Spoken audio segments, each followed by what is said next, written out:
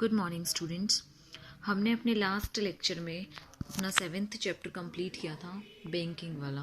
अब हम अपना 8th चैप्टर शुरू कर रहे हैं, एग्रीगेट डिमांड, एग्रीगेट सप्लाई और related concept in macro economics. कि मैक्रो इकोनॉमिक्स के क्या क्या कॉन्सेप्ट्स हैं और क्या क्या नहीं हैं एग्रीगेट सप्लाई और एग्रीगेट डिमांड के बारे में। तो एग्रीगेट डिमांड, सबसे पहले हम डिमांड का टॉपिक लेके चलते हैं, एग्रीगेट डिमांड का। तो एग्रीगेट डिमांड एग्रीगेट का मतलब क्या होता है? एवरेज। ठीक है, एग्रीगेट का मतलब क्या होता है? एवरेज। तो इसमें क्या है कि जब हम अपने एक पर्टिकुलर अकाउंटिंग ईयर के अंदर हुई सभी वस्तुओं तथा सेवाओं की मांग को देखते हैं, डिमांड को देखते हैं, तो वो हमारी क्या होती है? समग्र मांग होती है। मैं एक बार फिर से रिपीट कर देती हूँ कि जब हम अपने एक पर्टिकुलर अकाउंटिंग ईयर के अंदर अपनी गुड्स एंड सर्विसेज की डिमांड को देखते हैं तो वो हमारी समग्र मांग होती है। समग्र मांग हम दो दृष्टिकोणों से, दो पॉइंट ऑफ व्यू से देखते हैं। फर्स्ट, जनरल फ्रेमवर्क, सामान्य दृष्टिकोण, और दूसरा है केंजियन फ्रेमवर्क। ठीक है, फर्स्ट है हमारा जनरल फ्रेमवर्क और सेकंड है हमारा केंजियन फ्रेमवर्क। अब देखो कि जनरल फ्रेमवर्क क्या होता है और केंजियन फ्रेमवर्क क्या होता है।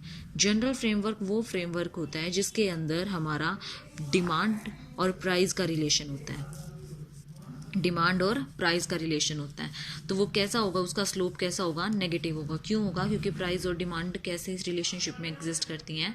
नेगेटिव रिलेशनशिप में एग्जिस्ट करती हैं। और केंजियन में कैसा होता है? पॉजिटिव होता है। क्यों होता है? और इसका स्लोप ऊपर की तरफ होता है। क्यों होता है? क्योंकि इसमें डिमांड और इनकम का रिलेशनशिप होता है। जितनी डिमांड बढ़ती है इनकम उतनी ही ज़्यादा होती है, और डिमांड जितनी कम होती है हमारी इनकम उतनी ही कम होती है। इसलिए ये पॉजिटिव स्लोप होता है। तो ये नीचे से ऊपर की ओर जाता है और जनरल फ्रेमवर्क में ऊपर से नीचे की ओर आता है। ठीक है स्टूडेंट्स, तो अब हमारा जनरल जो समग्र मांग है, एग्रीगेट डिमांड है, उसमें क्या फॉर्मूला होता है इसका, या फिर हम किसके इक्वल दिखाते हैं इसको?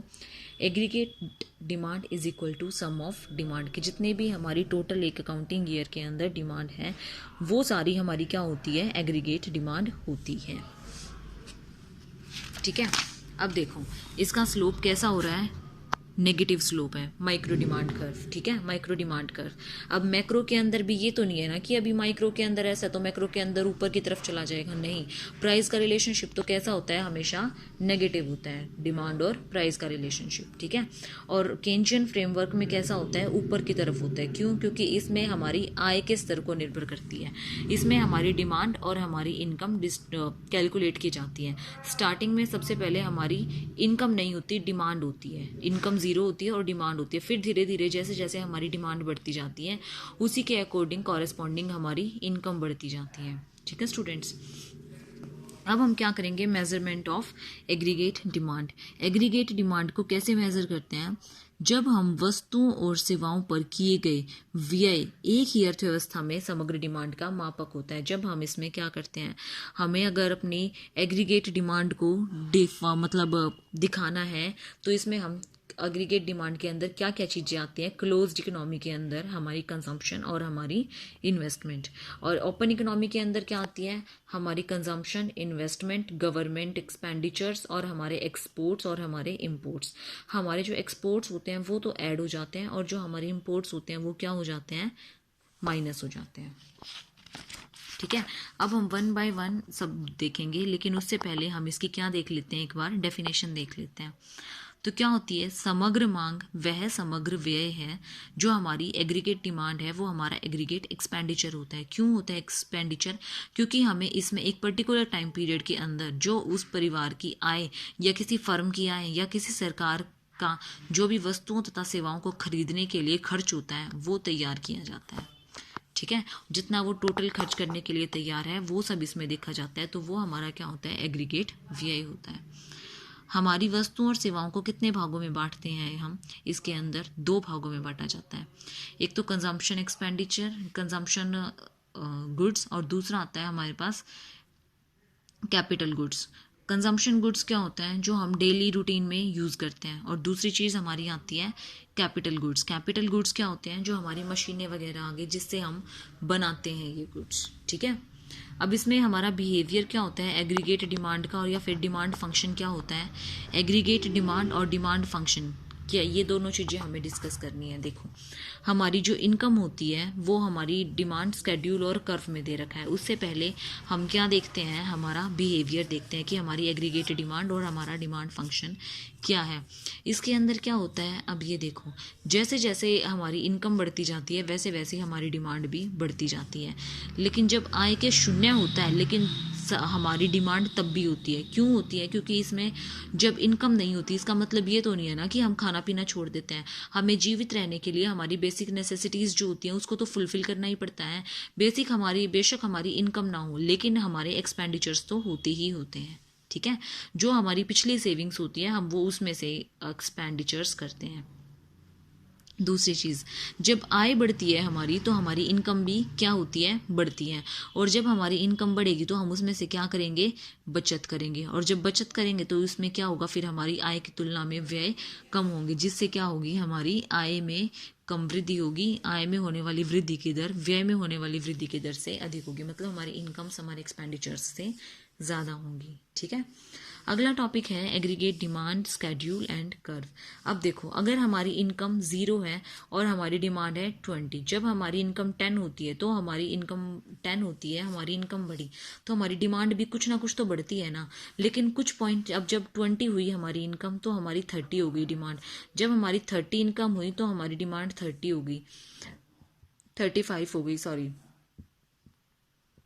जब हमारी इनकम 40 हुई तो इसकी डिमांड भी क्या हो गई, 40 हो गई। इसका मतलब क्या है, ये एक पॉइंट पे आने के बाद क्या हो गई, दोनों इक्वल हो गई। जैसे कि आप इस पे देख सकते हो कि आपकी जो डिमांड कर्व है वो और आपका जो एग्रीगेट डिमांड कर्व है 45 डिग्री में जाता है।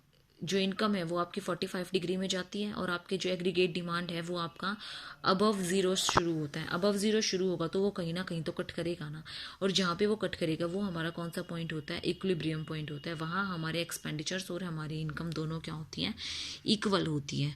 ठीक है, इक्वल होने की वजह से हमारा क्या होता है, ये हमारी आय और हमारे एक्सपेंडिचर्स बराबर हो जाते हैं।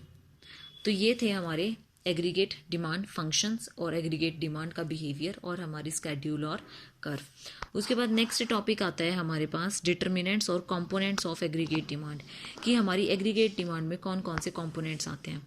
तो इसमें हम 4 तरह के कंपोनेंट्स को डिस्कस करते हैं। एक तो आता है हमारा हाउस होल्ड कंजम्पशन एक्सपेंडिचर, दूसरा आता है हमारा गवर्नमेंट कंजम्पशन एक्सपेंडिचर, तीसरा आती है हमारी इन्वेस्टमेंट, चौथी है हमारी नेट एक्सपोर्ट्स। ठीक है, जो हमने पढ़े थे। नेट एक्सपोर्ट्स का फॉर्मूला क्या होता है, exports minus imports.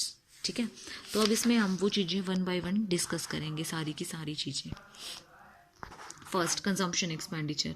Consumption expenditure house hold के क्या होते हैं, हाउस होल्ड के वो होते हैं जब राष्ट्रीय आय में से लोग अपनी आवश्यकताओं को संतुष्ट करने के लिए जो भी सेवाएं या वस्तुएं खरीदते हैं, जितनी भी राशि खर्च करते हैं, तो उसको हम क्या कहते हैं, हाउस होल्ड एक्सपेंडिचर्स कहते हैं। ठीक है, दूसरी चीज़ आती है हमारे पास government consumption expenditures. Government expenditures क्या होते हैं, जब सरकार द्वारा वस्तुओं तथा सेवाओं पर खर्चा किया जाता है, जैसे सड़कों पर, स्कूल पर, स्वास्थ्य के लिए कर दिया, बिजली के लिए कर दिया, तो ये जो खर्चे होते हैं वो हमारी गवर्नमेंट एक्सपेंडिचर्स के अंदर आते हैं। तीसरी चीज़ आती है हमारे पास इन्वेस्टमेंट। इन्वेस्टमेंट क्या होती है हमारी, इन्वेस्टमेंट हमारी होती है, इन्वेस्टमेंट का मतलब है जब हम कोई भी मशीन खरीदते हैं, मकान खरीदते हैं, उस पर जो हम खर्चा करते हैं तो वो हमारी क्या होती है, एक तरीके से वो खर्चा न कहकर वो हमारी इन्वेस्टमेंट होती है। क्यों होती है, क्योंकि अभी हम उस पर इन्वेस्ट कर रहे हैं तो इन फ्यूचर वो हमें क्या दे के जाएगी, एक्सपेक्टेड अनुमानित लाभ। हम ये डिसाइड कर लेते हैं कि इन फ्यूचर वो बड़ा ही बढ़ेगा ही बढ़ेगा। ठीक है, तो वो हम एक्सपेक्टेड प्रॉफिट्स के अंडर आता है, तो इसलिए उसको क्या कहा जाता है, एक्सपेंडिचर होके भी वो हमारी इन्वेस्टमेंट होती है। ठीक है, अगला आता है हमारे पास नेट एक्सपोर्ट्स। नेट एक्सपोर्ट्स हमारे क्या होते हैं, एक्सपोर्ट्स माइनस इम्पोर्ट्स। एक्सपोर्ट्स का मतलब क्या है, जो भी हम माल बाहर भेजते हैं, जो माल हम बाहर भेजेंगे तो उसमें से घटाकर जो हम माल लेकर आएंगे उसका जो बैलेंस होता है वो हमारा नेट एक्सपोर्ट्स कहलाता है। ठीक है, जो हम बाहर भेजते हैं वो हमारा बहुत ज़्यादा होता है, वो हमारा बहुत ज़्यादा होता है, और जो हम मंगाते हैं वो उसकी कीमत बहुत कम होती है, तो इसलिए समग्र मांग का बहुत छोटा अंश होता है ये। ठीक है, तो ये थे हमारे डिटर्मिनेंट्स।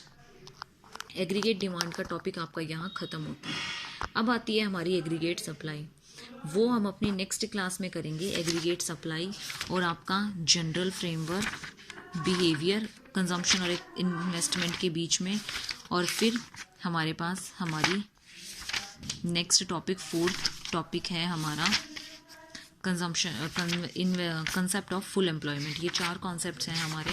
फर्स्ट हमारा हो गया है, कल हम अपना सेकंड एग्रीगेट सप्लाई शुरू करेंगे। ठीक है, थैंक यू स्टूडेंट्स।